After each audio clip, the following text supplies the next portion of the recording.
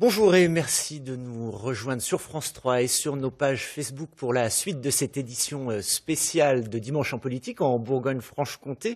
Aujourd'hui, pour le premier anniversaire de la grande région, c'est Marie-Guide Dufay qui est notre invitée. Bonjour Madame la Présidente. Bonjour.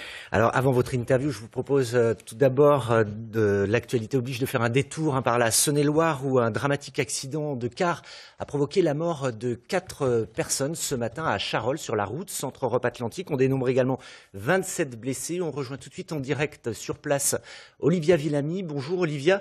Est-ce qu'on en sait un petit peu plus sur les circonstances de cet accident ? Oui, ce qu'on sait, c'est que ce bus bien transportait 32 voyageurs, des ressortissants portugais. Le bus a quitté la route vers 4 heures ce matin. Il a effectué plusieurs tonneaux avant de se retrouver dans le fossé, derrière la glissière de sécurité. Bilan provisoire, donc 4 morts, 3 blessés graves et parmi eux, un bébé qui a été transporté immédiatement à l'hôpital le plus proche. Les causes de l'accident restent à déterminer, mais on pense que le verglas a joué un rôle très important. Les 2 chauffeurs du bus qui sont sortis indemnes de l'accident vont être interrogés dans les prochaines heures. Un accident qui a eu lieu, je le rappelle, sur la RCEA, une route qui est réputée pour sa dangerosité, une route qui a pourtant été préalablement salée. La RCEA qui va dans quelques minutes rouvrir à la circulation et il faudra redoubler de vigilance puisque, comme vous le voyez, la neige a repris. Merci Olivia, bien sûr, on reviendra sur cet accident dans nos éditions régionales à midi. Marie-Guide Dufay, une réaction, cette route reste extrêmement dangereuse malgré les investissements du Conseil régional et de l'État. Moi, je pense déjà aux familles qui sont vraiment très, très éprouvées. Je pense aussi aux secours qui se sont énormément mobilisés cette nuit. Cet axe routier qui est très insécure, effectivement, fait l'objet de toute l'attention de l'État, de la région et des collectivités. Nous sommes sur un programme d'aménagement de 2 fois 2 voies de 500 millions d'euros et pour lesquels vraiment nous faisons le maximum. J'avais même proposé à l'État une avance de la région pour qu'on accélère les choses, mais l'État a été au rendez-vous. Donc cet axe fait l'objet de toute notre attention, même si là je vois que c'est quand même les conditions de météo qui sont à l'origine. Mais c'est un axe très très insécure, nous le savons, et les travaux sont engagés et nous ferons tout pour les accélérer, même si ce terme d'accélération est impropre, on attend depuis si longtemps. Il y a beaucoup d'attentes, effectivement. Ouais. Alors revenons à la politique. Vous avez vu le reportage de Catherine Emziri sur le déroulement de votre première année de mandat. Vous le commenterez. Nous reviendrons ensemble sur les principales étapes de cette année passée, sur l'avenir aussi. Et puis les téléspectateurs, les internautes vous interrogeront directement grâce à vous, Sophie Courage. Oui, Eric, on va jouer tout au long de cette émission l'interactivité avec vous qui êtes derrière votre petit écran. Vous pouvez commenter l'émission sur Twitter avec le hashtag #DimpleBFC comme Bourgogne-Franche-Comté. Et puis cette émission est également retransmise en direct sur nos pages Facebook de France 3, Bourgogne et Franche-Comté. Là aussi, vous pouvez déposer vos questions dans les commentaires et nous les poserons à Marie-Guide Dufay. Alors tout d'abord, Marie-Guide Dufay, quelques mots sur le reportage de Catherine Emziri. Est-ce que vous l'avez trouvé fidèle à ce que vous avez vécu pendant un an? Oui, je l'ai trouvé intéressant, très très intéressant, avec des reportages notamment sur l'économie, sur l'agriculture, sur les transports qui sont très percutants et qui reflètent bien les problématiques, les enjeux. J'aurais probablement insisté sur d'autres choses. Vous avez eu un prisme très lié au fonctionnement de l'Assemblée et aux difficultés qu'il y a pu y avoir dans cette Assemblée. C'est là où nous sommes le plus présents, c'est vrai. Voilà, oui, tout à fait. Je le comprends, cela fait partie du jeu. Moi, j'aurais davantage insisté sur les mesures que nous avons prises au niveau de l'emploi, pour booster l'emploi, pour faire en sorte qu'il y ait le maximum de demandeurs d'emploi qui soient formés, pour monter une nouvelle filière dans notre région, par exemple autour de l'hydrogène, enfin sur des mesures concrètes. Mais c'est un reportage qui a vraiment le mérite de poser les enjeux pour les téléspectateurs. Alors, on vous entend dire au début du reportage, vous dites à vos équipes, il faut rester cool. Alors, pourtant, l'année, elle n'a pas été très simple pour vous, entre votre opposition, qui ne vous fait pas de cadeaux, la nouvelle collectivité, la réorganisation. Oui. Vous n'avez jamais craqué, vraiment? Vous êtes toujours resté cool? Alors, je ne sais pas si cool est le terme, mais je suis profondément habitée par les convictions. J'ai envie de faire le maximum pour ce territoire. Je crois en un grand avenir pour la Bourgogne-Franche-Comté et j'ai envie de mobiliser toutes nos forces. Et je vois que j'ai une équipe qui est sensationnelle. J'ai une équipe d'élus qui en veut, une majorité qui peut sembler courte et qui est en fait extrêmement solide. Donc, si vous voulez, courte. Oui, mais qui est solide, c'est ça l'important. Et elle est solide parce que nous débattons. Et ce qui est important, c'est véritablement que nous nous fixions le cap et que nous mettions en œuvre ce que nous avons décidé de faire sur les 3 grandes priorités. Et c'est cela qui compte, c'est l'emploi, c'est l'environnement et c'est la fraternité, une région fraternelle. C'est très important. Alors, si l'on en croit les syndicats des agents du conseil régional, hein, les agents, eux, ils n'ont pas vécu une année très, très cool, pour reprendre l'expression. La CFDT, la CGT, FO ont signé un préavis de grève pour jeudi prochain, le 12 janvier, date de la prochaine session. Ils sont exaspérés, disent-ils. Alors, comment se fait-il qu'ils en soient encore à attendre de savoir ce qu'ils vont devenir un an après la mise en place de cette région ? Tout simplement parce que j'ai choisi la méthode du dialogue et non la mesure autoritaire qui consiste à asséner les choses. Mais c'est long. Le dialogue, oui, mon opposition me dit que c'est long et les représentants des salariés me disent que je suis brutale. Donc il faudrait trouver quand même l'équilibre. Moi, je me suis engagée sur le fait de ne pas imposer de mobilité géographique, c'est-à-dire de ne pas imposer aux agents qui travaillent à Besançon d'aller à Dijon et vice-versa, premièrement. La loi fait que les salaires ne bougeront pas. Et je m'engage au niveau des indemnités à ce qu'effectivement, il n'y ait pas non plus de baisse pour les régimes indemnitaires. Nous abordons une phase de négociation compliquée qui va devoir se dérouler toute cette année sur justement l'harmonisation des régimes indemnitaires qui n'étaient pas les mêmes, l'harmonisation des temps de travail qui n'étaient pas les mêmes, l'harmonisation des avantages sociaux. Donc il y a une sorte de pression et d'affirmation avant cette négociation. Mais je le redis, les engagements que j'ai pris seront tenus. Pas de mobilité imposée et puis le régime indemnitaire qui restera, où il n'y aura pas de baisse de salaire et donc de baisse de pouvoir d'achat pour les uns et les autres. Marie-Guy Dufay, on a une question d'un internaute. Jean-Pierre, il se demande s'il n'y aurait pas une différence entre vos déclarations et les actes que vous avez posés ces derniers temps. Eh bien, pour moi, il n'y en a aucune, puisque je répète les engagements que j'ai pris. Il n'y a pas de mobilité géographique imposée pour les agents. La loi fait qu'il n'y aura pas de problème de salaire, bien entendu.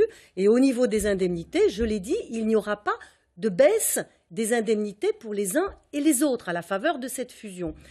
Ce qui est compréhensible de la part des questionnements des agents, c'est qu'effectivement, comme on a pris du temps, tout le monde aujourd'hui n'est pas encore complètement précis et sûr sur l'affectation dont il va faire l'objet. Hein. Et donc nous avons commencé à faire les affectations des directeurs généraux adjoints, ensuite des directeurs de service, des chefs de service, et puis maintenant effectivement c'est l'ensemble des agents. Et à partir du moment où vous aviez 2 organigrammes et qu'il n'y en a plus qu'un, il y a forcément des changements. Les choses ne peuvent pas rester statiques. Et le changement, il fait toujours peur, il inquiète. Donc moi, je comprends parfaitement. Et c'est par rapport à ces inquiétudes que j'ai choisi la méthode du dialogue. Et le dialogue, il prend du temps.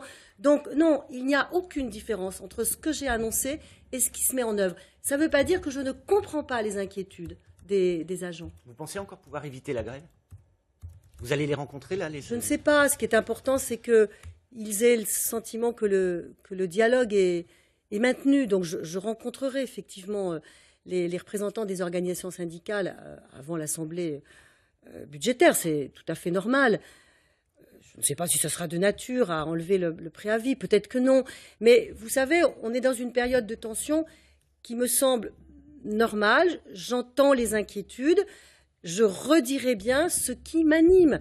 Et quand ce qui m'anime, c'est vraiment le dialogue et le souci du respect des uns et des autres, des compétences des agents, puisqu'on leur demande de se positionner sur des postes en fonction de leurs souhaits, de leurs compétences, et qu'on ajuste les choses par le dialogue, il me semble qu'on devrait finir par gommer les inquiétudes. Parce que vous avez entendu, on l'a vu notamment également dans le reportage, les syndicats ont des mots durs. Hein. Alors même dans la presse byzantine, il y en a un qui dit c'est le bordel, l'autre qui dit voilà, les élus ils se sont augmentés très rapidement de 20%, ils ont très rapidement augmenté le prix de la carte grise en Franche-Comté. Alors pourquoi nous on attend toujours ? Mais si j'avais été très vite, je pense que j'aurais eu des réactions encore plus raides. Parce que je vois dans d'autres régions, ça se passe autrement. Je pense qu'on est la région qui, effectivement, peut-être prend les plus grands moyens du dialogue. Et le dialogue, c'est le temps. Donc je l'assume. Marie-Guy Dufay, on a un internaute qui nous envoie une question sous le pseudo Le Mécontent. Il se demande où sont les économies promises avec la fusion. On a augmenté la carte grise, on a augmenté les élus, on fait des réunions des deux côtés, on bouge, on circule. Est-ce qu'il y a vraiment des économies aujourd'hui? Les économies, elles sont en train d'arriver sur le plan des charges de fonctionnement de la région, sur les dépenses de gaz, d'assurance, de logiciels, puisqu'on a des choses communes, et on a des économies qui se mettent en place. Au niveau des chiffrables déjà. Oui, aujourd'hui, on a 2 millions d'économies sur des charges de fonctionnement administratif à partir du moment où on a une contraction, une mutualisation de nos moyens sur les achats d'assurance, les achats de gaz et d'électricité, sur des logiciels en matière de, notamment d'informatique. Bon, j'ai toujours dit que le but de la région, je l'ai toujours dit, et je l'ai toujours assumé, que le but, c'était vraiment de booster notre économie, parce que derrière notre économie, c'est le développement des emplois, et c'est ça dont on a besoin. Et que le but de cette région, c'était de sortir de la petite taille de chacune des régions et de faire, avec la fusion de nos points forts, de nos compétences en matière industrielle, en matière agricole, en matière de recherche, de faire de cette région une région qui booste l'emploi. C'est ça pour moi, c'est le développement économique. C'est ça qui est prioritaire. On va en parler. Alors, en prévision de cette émission, nous sommes allés demander leur avis aux habitants de Bourgogne-Franche-Comté. Nous sommes précisément allés dans les rues de Besançon et de Dijon pour leur poser 3 questions. Alors, voici la première. Elle vous concerne personnellement, Marie-Guy Dufay. Connaissez-vous Marie-Guy Dufay? Oui. C'est la présidente du conseil régional. Marie-Guy Dufay. C'est qui? Je ne connais pas. Non, je ne la connais pas. Je ne la connais pas. Je ne connais pas du tout. Je pense que ça doit être une femme politique en Bourgogne-Franche-Comté, non? Connaissez-vous Marie-Guy Dufay? Que pensez-vous d'elle? Je ne connais pas. Du tout. Désolé les gars. Heureusement, oui, c'est la présidente de région. C'est la présidente de la région Bourgogne-Franche-Comté. Que pensez-vous d'elle? Je ne sais pas, parce qu'elle est du PS. Elle paraît pleine de bon sens, donc je pense que ça devrait bien pas se passer avec elle, quoi. Je trouve que c'est une présidente extraordinaire qui a de l'écoute. Que pensez-vous d'elle? Je la connais pas, alors je vais pas. Je suis désolé. Alors, ça n'a pas vraiment valeur de sondage, bien sûr, mais est-ce que ça vous surprend qu'on vous connaisse aussi peu dans les rues de Besançon ou de Dijon?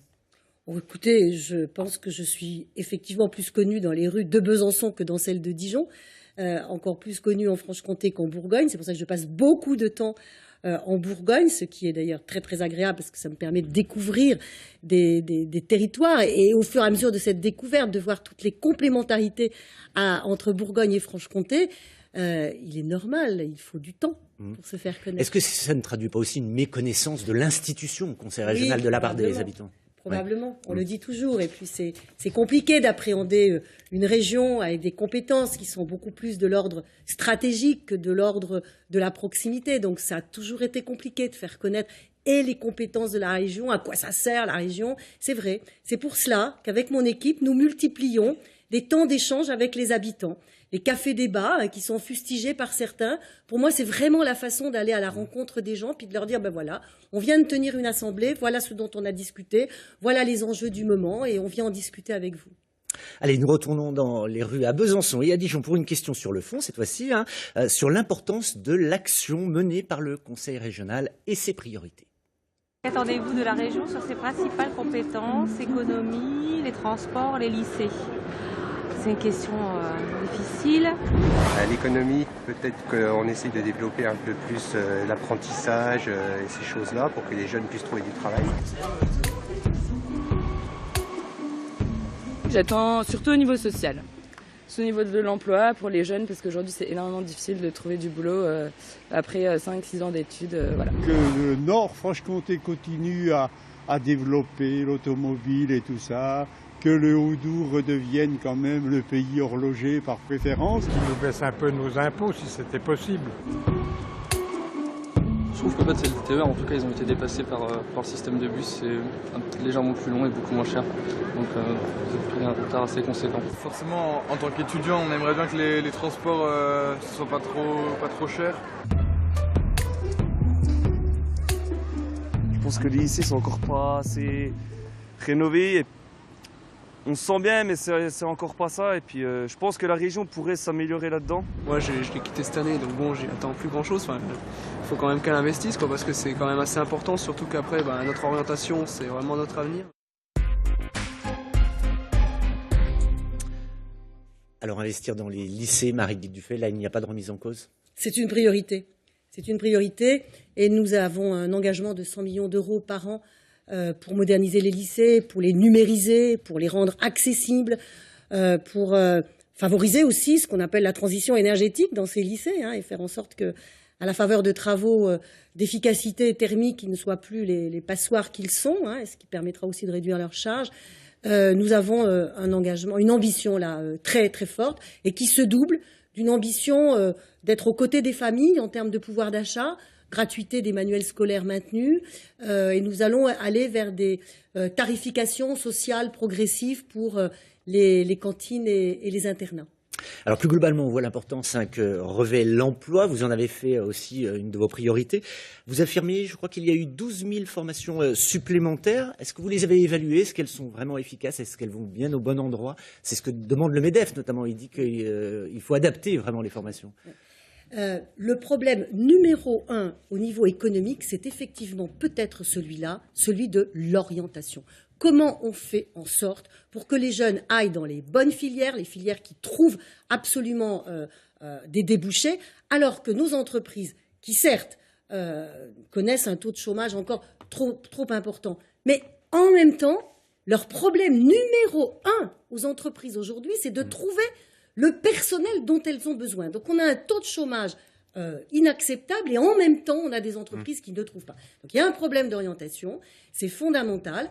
Donc nous faisons le maximum dans cette région pour sensibiliser les parents, les jeunes au fait qu'il y a un avenir dans les métiers de l'industrie. J'avais en Franche-Comté promu une campagne publicitaire qui s'est traduite sur les écrans de cinéma avec des jeunes qui témoignent.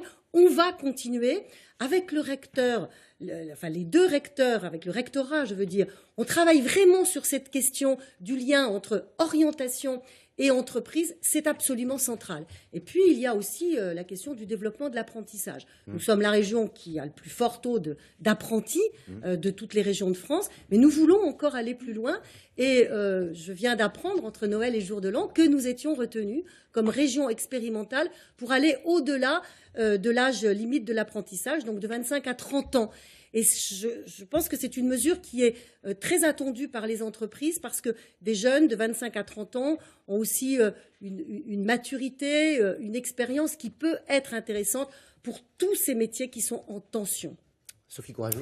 Beaucoup de questions nous parviennent sur les trains, les TER, beaucoup d'inquiétudes chez les internautes. Jean-Claude qui nous dit ne supprimez pas les trains dont nous avons besoin. Jamais. Une inquiétude de Magali qui trouve qu'on supprime trop de trains en ce moment entre Dijon et Châlons sans prévenir les gens qui sont abonnés. Ouais. Les seuls trains qui sont supprimés aujourd'hui, c'est en raison des travaux qui sont faits. Et on n'a pas encore trouvé les moyens de continuer à faire circuler des trains quand il y a des travaux sur les voies. Il y a des travaux importants. Donc les seuls trains qui sont supprimés, c'est pour ce motif-là. Alors après, qu'il y a un défaut d'information, que les usagers ne soient pas suffisamment au courant, c'est possible et à ce moment-là, je le regrette là. Mais pourtant, nous faisons vraiment beaucoup pression sur la SNCF pour que le maximum d'informations soient données. Mais ce que je peux vous dire, c'est que nous sommes en période de négociation avec la SNCF pour une convention, puisque nous avons des conventions qui nous unissent régulièrement avec la SNCF et que nous sommes en train de la renégocier, cette convention, avec un objectif majeur, plus de trains. Nous croyons en l'avenir du train dans cette région, qui d'ailleurs... Même sur la ligne des Hirondelles, question de Kevin, quel est l'avenir de cette ligne? La ligne des Hirondelles, c'est moi qui l'ai portée dans le contrat de plan il y a 2 ou 3 ans, alors que les collectivités locales n'étaient pas forcément complètement convaincues, parce qu'il y a besoin de travaux très importants sur cette ligne. Cette ligne ne doit pas fermer, que petit à petit, on lui trouve une destination plus touristique que celle qu'elle a aujourd'hui, avec un mode d'exploitation différent, c'est possible. Elle ne fermera pas cette ligne. C'est une ligne qui est fondamentale pour l'attractivité de notre Quitte à ce que la territoire. région la reprenne? Quitte à ce que, je ne sais pas si la région a vocation à la reprendre, mais on peut trouver un autre mode d'exploitation à la faveur de l'ouverture à la concurrence. Et là aussi, nous voulons être région expérimentale. J'ai dit que nous étions région expérimentale sur l'apprentissage jusqu'à 30 ans, et nous voulons être expérimentaux sur l'ouverture à la concurrence qui, normalement, est prévue pour 2023. Mais nous faisons partie des quelques régions qui sont volontaires pour qu'il y ait un projet de loi qui permette de démarrer cet appel à la concurrence dès 2019. C'est ce qu'a dit le premier vice-président, d'ailleurs, dans le reportage tout à l'heure, Michel Nognaud. Alors, il y a un transfert aussi de compétences sur les réseaux interurbains de bus, cette fois-ci. Alors, il y a eu des accords signés entre la région et tous les départements, sauf la Haute-Saône. Oui. Vous pouvez nous dire pourquoi? Non, mais la négociation est compliquée, elle va finir par aboutir. Ce qui est important, c'est de bien savoir que ces transports, c'est surtout le transport scolaire. Il y a d'une part le transport scolaire, d'autre part les lignes interurbaines. Et sur le transport scolaire, il y a une attente phénoménale des familles, une inquiétude de se dire, mais passant du département à la région, qu'est-ce que ça va donner? J'ai même entendu, la région, elle ne sait pas faire, les départements savaient très bien faire. Et nous sommes dans une discussion qui est constructive avec les départements. Alors, elle a commencé de façon difficile parce qu'on a commencé par discuter les bases financières, donc c'est toujours très sensible. Mais maintenant, nous avons trouvé des accords entre départements et régions pour que, dans les 6 mois qui viennent, puisque c'est au mois de septembre prochain, à la rentrée, que nous prendrons cette compétence, le service soit le mieux possible. Les familles... Mais dans certains départements, c'est gratuit, dans d'autres, c'est à l'époque. Vous allez harmoniser tout ça? Petit à petit, nous harmoniserons. Ce qu'il faut dire aux familles, c'est que dans un premier temps, là où elles sont, ça ne changera rien pour elles. Jusqu'en septembre? Non, mais à partir de septembre, pour la première année, ça ne changera pas. Stabilité. Et puis les agents qui s'occupent des transports seront toujours au même endroit, ce qui veut dire que les familles pourront continuer à les contacter dans la proximité, parce que ça a souvent été un souci de dire « Oh là là, les agents qui connaissent les problèmes auxquels on s'adresse, ils vont être à la région, ça va être compliqué. » Non, ils resteront là où ils sont. Et puis petit à petit, nous prendrons les moyens d'améliorer le service par le haut et partout, de Lyon au territoire de Belfort, du Jura à la Haute-Saône. Donc, mais les choses se feront progressivement. Sophie Courageau, d'autres questions des internautes? Une question sur l'aéroport de Dole. Certains trouvent qu'il est en perte de vitesse. Est-ce qu'on ne risque pas d'avoir un jour une région sans aéroport? Écoutez, cet aéroport qui aujourd'hui fonctionne sur des objectifs très touristiques. Hein. Ce n'est pas l'aéroport de la région, c'est un aéroport qui permet surtout aux Côtes-d'Oriens et aux habitants du Doubs d'aller dans des conditions extrêmement intéressantes, passer des vacances dans le sud, Maroc, Portugal, etc. Et moi, j'ai toujours regretté... C'est pas votre tasse de thé, ça. Hein, j'ai toujours regretté qu'en sens inverse, il n'y ait pas effectivement des gens du sud ou du nord, mais pour l'instant, il n'y a pas de destination au nord, qui viennent tout simplement dépenser leur argent dans notre région, parce que c'est quand même ça le but du jeu. Le président du conseil départemental du Jura qui gère cet aéroport sait très bien que la région est en train de prendre les moyens de mettre à plat la question de tous les aéroports sur la région, parce qu'il n'y a pas que Doltavo, même si Doltavo est un aéroport effectivement très conséquent. Et dès le mois de janvier, là, j'ai une réunion avec toutes les parties prenantes de tous ces aéroports pour les tenir très au courant de l'audit que nous sommes en train de mener, qui sera terminé à la fin du semestre, et à partir duquel nous pourrons engager un travail solide, avec des fondements solides, avec notamment le département du Jura. Mais je le dis tout de suite pour le département du Jura, une représentante du département du Jura, Madame Pélissard, qui est vice-présidente au département du Jura, sera présente c'est pas la semaine prochaine, c'est à la fin du mois, à ce comité de suivi que je mets en place. Donc c'est pour dire que je mets en place les conditions du dialogue, là aussi, parce que sans dialogue, on n'arrive à rien. Et petit à petit, les choses se mettront en place. Mais qu'est-ce qu'on veut faire de cet aéroport? On veut continuer à ce que les gens aillent massivement vers le sud et que personne ne vienne en Bourgogne-Franche-Comté? On veut ouvrir des destinations vers le nord? Quelle fonction on veut lui donner? Il faut qu'on arrive à objectiver les choses, à trouver un modèle économique, à quel prix, comment, ce n'est pas des choses qui se résorbent très facilement. J'ai besoin de cet audit pour avoir des fondements solides pour discuter de cette question. On va continuer à suivre ce dossier. Sophie, d'autres questions? Une question de Bernard. 2 régions pauvres peuvent-elles faire une région riche? Et alors on se demandait si la Bourgogne était pauvre et comment elle pouvait faire, et si la Franche-Comté était pauvre et comment elle pouvait faire. Jamais cette question ne venait. Hein. Et donc moi je suis persuadée que nous avons des complémentarités très fortes. Nous avons sur le plan économique une industrie. Nous faisons partie des régions de France les plus industrielles qui croient en leur industrie. Je crois qu'aujourd'hui l'économie très percutée par les mutations technologiques, les mutations numériques, mais en même temps, l'économie ne peut pas se développer hors d'une base productive et hors d'une base industrielle. Et cette base, nous l'avons, et nous l'avons pour des produits de qualité. Nous avons vocation. Et moi, c'est mon ambition. L'industrie continue à perdre des Nous emplois. avons vocation, et c'est mon ambition, à ce que Bourgogne-Franche-Comté, ça soit l'équivalent dans plusieurs années, en termes industriels, de la Suisse ou de l'Allemagne, avec des productions de haute valeur ajoutée, que ça soit dans les microtechniques, dans l'automobile, dans la mécanique, dans l'énergie, dans l'agroalimentaire. Nous avons cette vocation-là. Et donc, nous allons travailler à la faire vivre, cette vocation. Il y a des emplois qui se perdent, oui, et il y a des emplois qui se créent. Regardez sur l'aéronautique, hein, parce que nous avons une position très forte en matière aéronautique dans cette région. Regardez sur le luxe, regardez sur les microtechniques, regardez sur la santé, qui est un des fleurons de Besançon et de Dijon. Les entreprises de la santé, il y a un marché mondial. Donc il faut absolument tout faire pour faciliter l'accès à ce marché mondial. Allez, direction une dernière fois les rues de Dijon et de Besançon pour écouter les citoyens de la région. Quel regard personnel ont-ils sur cette nouvelle région Bourgogne-Franche-Comté? Regardez. Vous sentez-vous citoyen de Bourgogne-Franche-Comté? Je me sens plus en Bourgogne que Bourgogne-Franche-Comté comme c'est nouveau. Non, pas du tout. Non, je me sens pas du tout de la Bourgogne déjà. Je suis franc-comtois de pure souche. Alors je me sens bourguignonne, mais je me sens pas trop franc-comtoise. Je trouve que pour l'instant, il n'y a pas encore trop de liaisons. Citoyen de Bourgogne-Franche-Comté, je sais pas. Après, j'aime bien la Bourgogne, je suis fier d'être bourguignon, mais voilà, c'est rien de plus que ça. Bah ouais, Ouais, quoi? parce que c'est beau. Je me sens bien ici et puis comment la région est là pour nous et puis ils font tout ce qu'il faut pour les jeunes. Ouais, moi je me sens citoyen. Oui, je me sens pleinement citoyen de Bourgogne-Franche-Comté. Il fallait bien regrouper ces régions qui étaient vraiment trop petites. Moi, ce que j'aime bien, c'est le pinard et le bon fromage, donc je trouve que ça va très bien ensemble. Voilà. Alors Marie-Guide Dufay, heureusement qu'il y a le vin et le fromage pour unir les Bourguignons et les Francs-Comtois. Bah écoutez, voilà, c'est très important. Très Ça important. compte. Oui, le tourisme aussi. Hein, je pense que le tourisme va être un facteur de lien entre les deux ex-régions.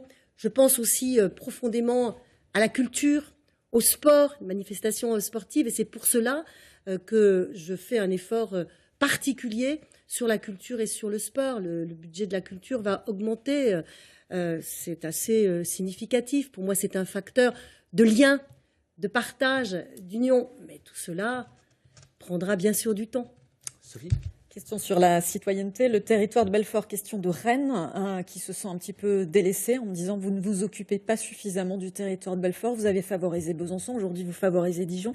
Le petit territoire se sent abandonné, apparemment, selon certains Je ne sais pas, internautes. c'est une expression que vous venez de capter, parce que quand je vais dans le territoire de Belfort, avec des investissements conséquents que nous sommes en train de mettre à la fois sur la réouverture d'une ligne ferroviaire, y a-t-il en France d'autres réouvertures de lignes ferroviaires comme l'ouverture de Belfort-Del? Nous sommes en train de mettre un financement considérable sur l'éco-campus pour l'université technologique de Belfort-Montbéliard et l'université de Bourgogne-Franche-Comté sur Belfort.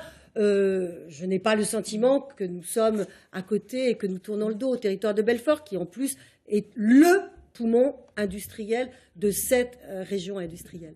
Un mot sur le fameux logo. Est-ce que vous avez compris cette polémique, ou est-ce que pour vous, les gens qui ont critiqué ce nouveau logo de la région Bourgogne-Franche-Comté ont confondu logo et blason? Écoutez, je ne sais pas. J'ai un peu de mal avec ces discussions. Ce logo, pour moi, je l'ai voulu simple, clair, sobre, avec un objectif, le trait d'union. Hein, il y a plusieurs traits d'union. C'est le trait d'union entre la Bourgogne et la Franche-Comté. Il est sobre parce que ce qui compte pour moi, c'est vraiment le fond. Le fond, les sujets, je le répète, l'emploi, la transition énergétique, une société fraternelle. Bon. Alors après, effectivement, le fait qu'il n'y ait pas d'image, mais je l'ai voulu qu'il n'y ait pas d'image, c'était pas possible. Certains regrettent les drapeaux, voilà, qui ne figurent pas, les 2 anciens drapeaux des régions. Le drapeau, il y en aura. Je suis en train de faire travailler les sociétés chartistes, et je vais les rencontrer prochainement. Et il y a des experts en matière d'histoire qui sont en train de réfléchir à l'union des 2 blasons de Bourgogne et de Franche-Comté. Et ça pourra être l'objet du drapeau. C'est le drapeau du territoire, c'est pas le drapeau de l'institution du conseil régional. Et bon, donc il peut y avoir cette confusion-là. Mais ceux qui souhaitent avoir le blason, ils pourront l'avoir. Ils le garderont. Oui.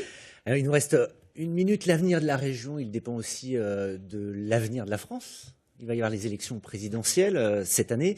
Vous ne vous êtes pas encore prononcé en tant que socialiste pour l'un ou l'autre des candidats, alors que la primaire, c'est dans quelques jours. Vous n'avez pas de préférence? Je ne vous cache pas que la situation est assez complexe. Et moi, je ne me situe pas, en général, en direction des personnes, mais en direction des projets. Ça fait pas longtemps qu'on connaît les programmes des uns et des autres. On ne connaît pas d'ailleurs complètement comment ils vont financer ces programmes. Donc moi, pour me prononcer publiquement, officiellement, j'attends les débats. Je pense que les débats seront déterminants. J'irai bien sûr voter à la primaire, mais alors en espérant qu'ensuite, l'intelligence prévaudra pour qu'il y ait un rassemblement de la gauche qui protège, la gauche qui tient compte de la complexité du monde dans lequel nous sommes, une gauche qui est aussi qui s'inscrit profondément dans l'Europe. Et je compte sur cette intelligence pour qu'il y ait un rassemblement le plus large possible. Merci Marie-Guilde Dufay. Nous arrivons déjà, ça passe très vite, au terme de cette émission. Merci d'avoir accepté notre invitation. Merci aux téléspectateurs et aux internautes. Très bonne année. Très bonne année à tous. Voilà, qui nous ont envoyé beaucoup de questions. On n'a pas pu tous les relayer, malheureusement. Effectivement, mais en tout cas, merci à vous, Sophie Courageux, de les avoir quand même relayés. Je vous rappelle que vous pouvez voir ou revoir cette émission sur nos sites internet. Dimanche en politique se poursuit après le flash régional, bien sûr. On revient largement sur cet accident de car en Saône-et-Loire. Bon dimanche à tous.